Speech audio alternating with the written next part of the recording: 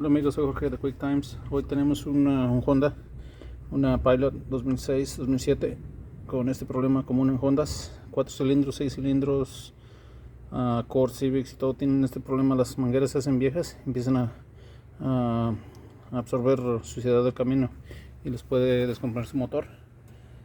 Tengan cuidado con cualquier producto de la Honda. Esto les pasa seguido a los motores y esto les podría causar su motor que se pierda compresión al estar chupando tierra.